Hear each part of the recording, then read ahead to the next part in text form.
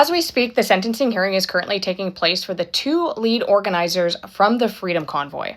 In case you missed it, sentencing kicked off yesterday for 2 of the main organizers of the Freedom Convoy, Tamara Lich and Barber. And here is what I have taken away from it so far. The Crown is seeking a 7-year term for Tamara Lich and an 8-year sentence for Barber.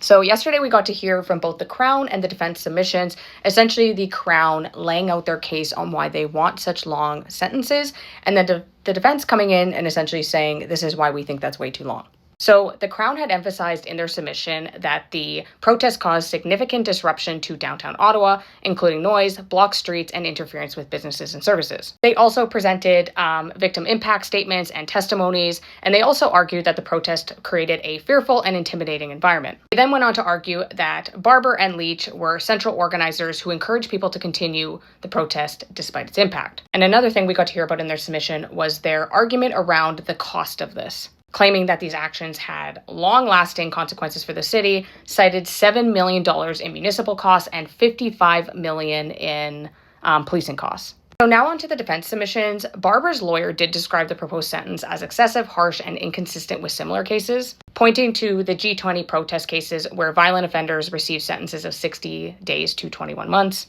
And they did point out that Barber was apparently trying to advocate for non-violence and did not engage in destruction or intimidation. And in their submission, they did point out that the protests had no looting, property damage, or attacks on police, unlike other major protest-related cases. And then they did question those amounts that I was talking about earlier, the accuracy and relevance of the financial cost estimates. And Barber's lawyer did reiterate that he did attempt to cooperate with police and move vehicles out of the downtown core. And before they went on break, he did urge the court to consider a non-custodial sentence. So that is just the update from yesterday morning, yesterday afternoon. There was more, and then it is continuing today. So I'm going to go through all of that and come back with an update. As always, let me know what you think below. Follow me. I'll keep you updated.